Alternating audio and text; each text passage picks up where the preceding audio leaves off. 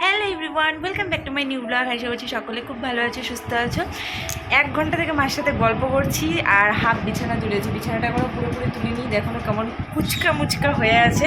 চা খাওয়া হয়ে গেছে, বাসন মাজা হয়ে গেছে, 2-একটা কাপড় কাচা হয়ে গেছে, এগুলো সব কমপ্লিট হয়ে গেছে। আর এই ভাবলাম কি এই পর্দাটার পাশে ব্লগটা শুরু করি, বেশ ভালো লাগে, একদম হোয়াইট হোয়াইট পুরো একটা মানে ব্রাইট লুক দেয়। তো এখন মোটামুটি আমার ঘর তো সবসময় গোছানোই থাকে। আর এই দেখো হাওয়ায় আমাদের এই ঘরে পাতা এসে ঢুকে, এই 3টায় না ফাঁকা আছে। তো এখন মোটামুটি আরও কাজকর্ম করবো। তোমাদের দাদাভাই সকালবেলা আজকে চা না খেয়ে চলে গেছে, কারণ আজকে আমি অনেক দেরি করে ঘুম থেকে উঠেছি, প্রায় 8টা মতো ঘুম থেকে উঠেছি। তারপরে ও ঘুম থেকে দেরি করে উঠেছে, তারপরে ও তাড়াতাড়ি করে চলে গেছে না খেয়ে, তাই ওর জন্য এখন চা বানালাম।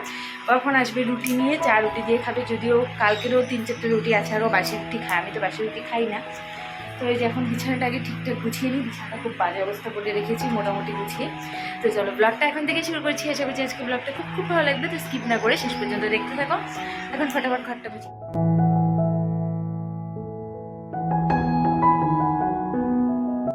যে গরম পড়েছে তাতে চুল না বেঁধে যদি কাজ করা শুরু করি তাহলে আর আমাকে খুঁজে পাওয়া যাবে না। ভয়ঙ্কর গরম, ভয়ঙ্কর।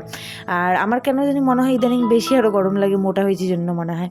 আর আমাদের এই বাড়িতে ভীষণ গরম, চারদিক এত আবদ্ধ না, এই বাড়িতে বেশি গরম, ওই বাড়িতে গরমটা একটু কম লাগে। খাটটা আমি প্রতিদিনই মুছি, কেননা খাটের উপরে প্রতিদিনই প্রচণ্ড পরিমাণে ধুলো জমে, বালিশগুলোর পেছনে, তারপরে টেডি বেয়ারটা যেখানে থাকে, ফটো ফ্রেমগুলো তো সরিয়ে প্রত্যেক দিন এই জায়গাগুলো মুছে নিই। আর প্রতিদিনই আমি খুঁজি যে কোন জামা কাপড়টা ছাড়া পড়লো, সেটা দিয়ে আমি মানে যেটা ধুতে হবে আর কি, সেটা দিয়ে একবারে মুছে টুচে নিই। তো আজকে ভাবলাম শুধু খাটটা না, বাকি সবগুলোও মুছে নিই।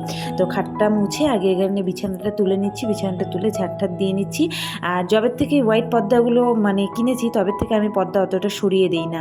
আগে যখন ওই পার্পল কালারের পর্দাগুলো ছিল তখন একদম সরিয়ে দিতাম, ঘরে একদম আলো ঢুকতো না, এত অন্ধকার লাগতো। সত্যি জবের থেকে টিভি ক্যাবিনেটটা লাগিয়েছি, ঘরের লুকটা একদম পুরোই চেঞ্জ হয়ে গেছে। আগে টিভিটা একদম অন্যরকম ছিল, এখানে একটা ছোট আলমারি, একটু গ্যাঞ্জাম ছিল, তারও আগে তো আরও বেশি মানে গ্যাঞ্জাম ছিল। এখানে আলনা রাখা ছিল আর একটা ছোট মতো আলমারি ছিল। তো এখন তো মানে আস্তে আস্তে সব জিনিসগুলো চেঞ্জ হয়েছে। তারপরে যখন টিভি আনা হয়েছে তখন ওটা সরিয়ে দিয়েছি। তো আস্তে আস্তে করে এখন অনেক মানে প্রথম থেকে আমার ইচ্ছে ছিল যে এই ওয়ালটায় আমি একটা টিভি ক্যাবিনেট লাগাবো। তো ফাইনালি সেটা সম্পূর্ণ হয়েছে। তবে এই ক্যাবিনেটটা আবার আমার একটু অন্যরকম ইচ্ছে ছিল বানানোর, ভেবেছিলাম যে বানিয়ে নেব, এরকম রেডিমেড জিনিস কিনবো বলে ভাবিনি। কিন্তু তোমাদের দাদাভাইকে বহুতবার বলেছি, কিন্তু ওই যে বানিয়েও আর এনে দেয়নি। তো এই আর আমার কিছু করার নেই, তাই ওটাই লাস্টে আমি অনলাইনে অর্ডার করে নিয়েছি। তবে জিনিসটা কিন্তু বেশ ভালো, খারাপ না। তো আজকে প্রতিটা ফার্নিচার একদম ভালো করে মুছে নিচ্ছি। সপ্তাহে 2-3 দিন আমি মুছে নিই। আর কোনো দিন এরকম হয় যে প্রায় কোনো সপ্তাহে হয়তো প্রতিদিনই মুছে নিই। আর কোনো দিন যেদিন একটু দেরি হয়ে যায়, আর এই গরমের দিনটা না পারছি না প্রতিদিন, আর এত গরম লাগে যে গরমে হাঁপিয়ে উঠছে।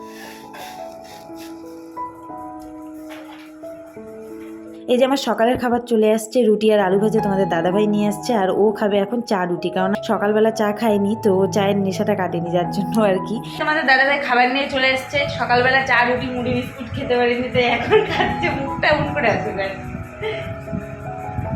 কি হলো বলা যাবে না? সবকিছু তুমি দেখা দাও কেন করে? আহারে চুলগুলো দেখো কেমন লাল হয়ে গেছে, কেমন লাগতেছে অসুরের মতো, পুরো অসুর লাগছে। আর এই যে আমার খাবার, রুটি আলু ভাজা, গরিবের খাবার, এটা এখন আমি খাবো, খেয়ে তারপরে ফুল এনার্জি নিয়ে কাজে লেগে পড়বো, তাই না?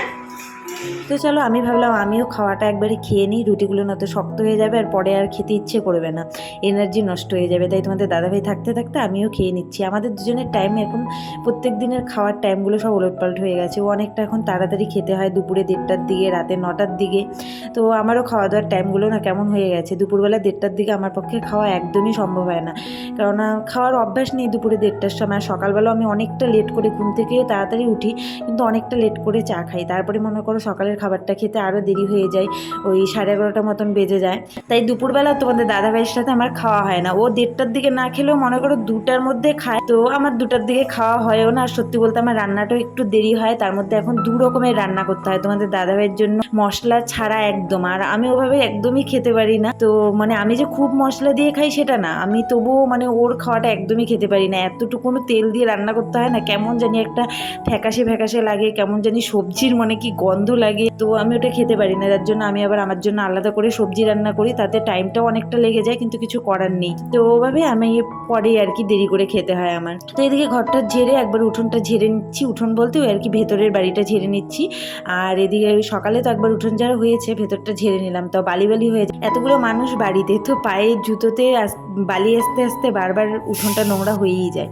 তো একবার আমি স্নান টান করে চলে আসছি, মাঝখানে আমার ঘরদোর মোছা সব কমপ্লিট হয়ে গেছে। এসে এখানে সবজি কেটে নিচ্ছি, আর সবার আগে তোমাদের দাদাভাই সবজিটা বানিয়ে নিচ্ছে। আর আজকে যে বৈরালি মাছ এনেছে, তো এটা আগে স্নানের আগে আমি ধুয়ে ঠুয়ে রেখে দিয়েছিলাম বেছে। আর এই যে শুধু পটল আর বেগুন দিয়ে বানাচ্ছি, জানি না কীরকম লাগবে আলু ছাড়া খেতে। তোমাদের দাদাভাই কিন্তু আলু খেতে ভীষণ ভালোবাসে, তারপরেও আমি একটা আলু পরে দিয়েছি, ভাবলাম যদি তরকারিটা খুব বাজে হয়, তো আমি না মানে ছোট্ট একটা আলু সাইজে দিয়ে দিয়েছি। তো পাতলা করে ওটা বানালাম, বানিয়ে এই যে ঢেঁকি শাক আলু ভাজছি। তো এটার মধ্যে অল্প তেল দিয়েছি যাতে তোমাদের দাদাভাইও খেতে পারে, সেভাবে একদম অল্প তেল দিয়েছি। আর একটু শাকসবজি খাওয়া তো একটু দরকার, আর একটা আলু দিয়েছি, বেশি দিইনি। মনে হচ্ছে আমার সারাদিন রান্নাঘরেই মনে হয় শেষ, রান্নাঘরেই শুরু, রান্নাঘরেই শেষ। তো এখন রাত বাজে 1:30, এইমাত্র তোমাদের দাদাভাই সিঙ্গারা নিয়ে এসেছিলো, তো চা সিঙ্গারা খেলাম, মার সঙ্গে ফোনে গল্প করছিলাম, যার জন্য আর ভিডিওটা করা হয়নি। তো চা সিঙ্গারা খেলাম, আর এই যে এখন আটা মেখে নিলাম, মার সাথে কথা বলতে বলতে ফ্যান ছেড়ে আটাটা মেখে নিলাম। পাঁচটা রুটি বানাবো, হিসাব করে প্রতিদিন মাখে একদম ঠিকঠাক হয়, 5টা হয় আর একটা এরকম ছোটো হয়। তো এখন ফটাফট রুটিটা বানাই। তোমাদের দাদাভাই 9টার মধ্যে খাওয়ার কথা বলা হয়ে মানে বলেছে 9টার মধ্যে খেতে, কিন্তু ওই 9টার মধ্যে তো আসতে পারবে না, তো এখন 9:30টার মধ্যে হয়তো চলে আসবে খাওয়া দাওয়া করতে। তখন ফটাফট রুটিটা আগে ভেজে নিই।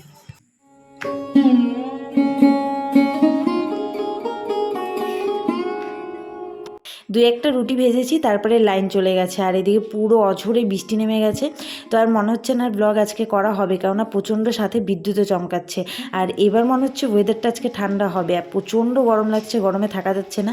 আর যে পরিমাণে আজকে বৃষ্টিটা নেমেছে, আজকে বৃষ্টিটা খুব জোরে নেমেছে, এত জোরে বৃষ্টি এই কয়দিনে কিন্তু নামেনি। তো আর মনে হচ্ছে না ব্লগ করতে পারবো না, পারবো সামনের থেকে এসে। এই যে এমার্জেন্সি লাইটটা জ্বলছে আপাতত, এটাও কতক্ষণ জ্বলবে জানি না। তো চলো আজকের মতো ভিডিওটা এখানেই শেষ করছি। ভালো লাগলে লাইক কমেন্ট শেয়ার করতে ভুলো না। দেখা হচ্ছে নতুন একটি ব্লগের সাথে, আর ততক্ষণ সবাই খুব ভালো থেকো আর সুস্থ থেকো। Good night.